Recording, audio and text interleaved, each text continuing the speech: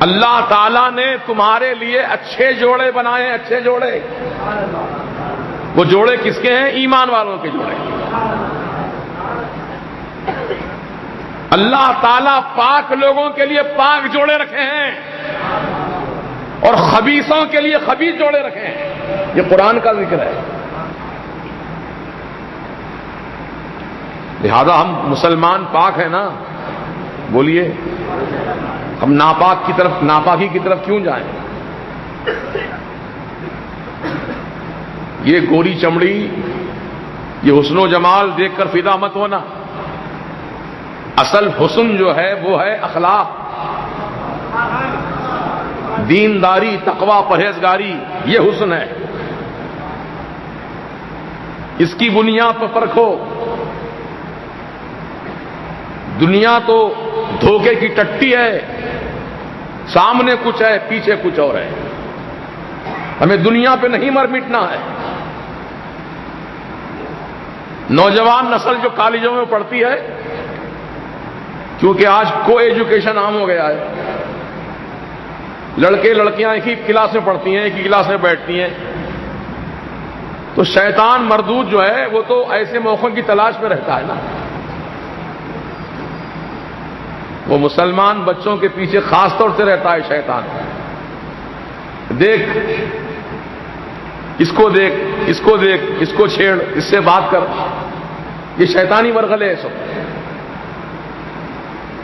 تو جو سچا ایمان والا، جس کے دل میں خوف خدا ہو،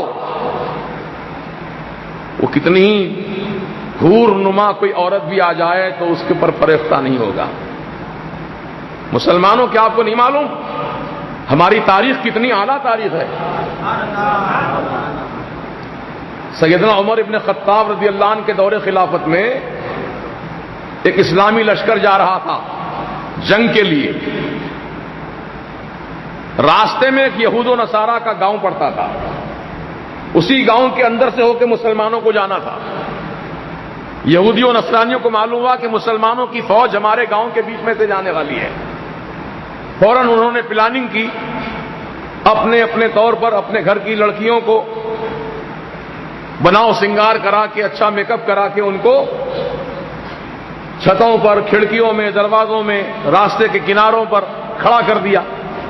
اس لیے کھڑا کیا کہ مسلمان فوج جب ہماری ان حسین حسین بچیوں کو دیکھیں گے تو ان پر یہ عاشق ہو جائیں گے، جب ان پہ فریفتہ ہو جائیں گے تو شادی کا پیشکش کریں گے، ہم تم سے شادی کرنا چاہتے ہیں۔ تو لڑکی کہے گی کہ شادی کریں گے ہم تمہارے ساتھ، لیکن تم یہیں پر رہ جاؤ پہلے ہمارے ساتھ۔ یہ کہاں جا رہے ہو لڑنے کے لیے؟ لڑنا بھیڑنا چھوڑو، ہمارے گاؤں میں رہ جاؤ، ہمارے ساتھ رہو، ہم تم سے شادی کر لیں گے۔ انہیں مسلمانوں کو جنگ میں جانے سے روکنے کا ایک پلان تھا کہ جا بجا حسین لڑکیوں کو کھڑا کر دیا۔ لیکن واہ رے مرد مومن، مرد مومن کے تقوی پرہیزگاری کو ہمارا سلام ہو۔ گھوڑوں پر فوج بیٹھی ہے، لگام ہاتھ میں پکڑے ہیں، پرچم اسلام کو بلند کیے ہیں، نعرہ تکبیر، نعرہ رسالت بلند کرتے ہوئے مسلمانوں کی فوج گاؤں سے گزر رہی ہے۔ نگاہیں سب کی نیچے جھکی ہوئی ہیں، کوئی کسی کی طرف اٹھا کر نظر نہیں دیکھ رہا ہے۔ پوری فوج گاؤں کے درمیان سے چلی گئی، نہ کسی مرد مومن نے کسی عورت کو دیکھا، نہ لڑکی کو دیکھا، نہ کسی اور کو دیکھا، نظریں نیچے جھکا کر چلے جا رہے ہیں۔ گاؤں کے پادری کو ہیبت شروع ہو گئی، ہمارا پلان تو دھرا کا دھرا رہ گیا، ہماری پلاننگ ناکام ہو گئی۔ دوڑتا ہوا گیا، سیدنا عمر ابن خطاب کا گھوڑا سب سے آگے تھا، کیونکہ سپہ سالار اعظم آپ ہی تھے اس فوج کے، سب سے آگے آپ کا گھوڑا تھا۔ راہب دوڑتا ہوا گیا، سیدنا عمر ابن خطاب رضی اللہ عنہ کے پاؤں کو چوما، کہا حضور ایک سیکنڈ کے لیے رک جائیے۔ کہا کیا بات ہے؟ تو کہا ہم آپ کے استقبال کے لیے، آپ کی فوج کا دل بہلانے کے لیے ہم نے جا بجا اپنی حسین و جمیل لڑکیوں کو بناؤ سنگھار کرا کے کھڑا کیا تھا، لیکن کوئی بھی مرد مومن نے، کسی بھی آپ کے فوجی نے ہماری لڑکیوں کی طرف دیکھنا تک گوارا نہیں کیا، ایک نظر نہ اٹھا کر نہیں دیکھا۔ آخر اس کا راز کیا ہے؟ میں راز جاننا چاہتا ہوں۔ سنو نوجوانوں، یہ بات اپنے دل کی تختی پہ نقش کر لو۔ سیدنا عمر ابن خطاب نے فرمایا، او راہب پادری سن، جس مرد مومن کی نگاہوں میں جمال مصطفیٰ کا سرما لگا ہو، اسے دنیا کا کوئی حسن متاثر نہیں کر سکتا، کوئی حسن اسے متاثر نہیں کر سکتا۔ حضور کی محبت میں رہو، تصور رسول میں رہو، پھر کوئی دنیا کی حسین لڑکی تم کو متاثر نہیں کر سکتی۔ اپنے آقا کا تصور کرو، نرگیسی آنکھیں ہیں، ہونٹ گلاب کی پتیوں سے بھی نازک ہیں، ناک سیدھی ہے سرکار کی، پیشانی چوڑی ہے میرے آقا کی، تصور کرو، اور نگاہیں ایسی سرمگی، اللہ اکبر، جس طرف اٹھ گئی دم میں دم آ گیا، جس طرف اٹھ گئی دم میں دم آ گیا، اس نگاہ عنایت پہ لاکھوں سلام۔ سرکار کی نگاہوں کا تصور کرو۔ یہ دنیا کی تمام جتنی بھی حسن و جمال والی چیزیں ہیں سب فنا ہونے والی ہیں۔ اچھا میں گارنٹی بولتا ہوں آپ کو ایک بات، دنیا کی سب سے حسین جمیل عورت لوگ دیکھ کر فدا ہوتے ہوں،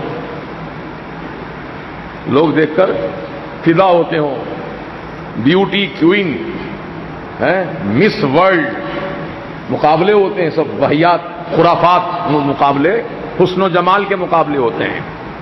ذرا اس حسین عالم کو دو جمال گٹے دے دو، کھانے میں ملا کر یا دودھ میں چائے میں دو جمال گٹے دے دو، اس کے بعد اس کے جسم سے اتنی غلاظت خارج ہوتی رہیں گی، آخاتی ہوتی رہیں گی، وہ حسین عالم کی آنکھیں اندر دھس جائیں گی، کلوں میں ڈھوکے پڑ جائیں گے، پیٹ کو چپک جائے گا، ہاتھ پاؤں کانپنے لگیں گے، یہ حسین عالم ہے۔ ارے کل تک تو اتنی اچھی تھی، آج کیا ہو گیا؟ کہا اصل حسن جو تھا اندر وہ نکل گیا، اصلی حسن ظاہر ہوا اب اس کا، وہ غلاظت ہے پوری حسن جس پہ لوگ مر رہے ہیں، وہ نکل گیا نا اندر سے مال مسالہ پورا۔ جب حسن ظاہر ہوتا آدمی کتنا حسین ہے، صحیح بولو نا بھائی، کیوں مر رہے ہو یار حسینوں پر؟ حسینوں پر مر مٹو، مت مر مٹو، یہ ہمارے کام کی نہیں ہے۔ ہاں حسین وہ ہوتا ہے جس کے دل میں عشق مصطفیٰ ہو، حسین وہ ہوتے ہیں جس کے دل میں محبت رسول ہو، یہ معیار ہونا چاہیے ہمارا۔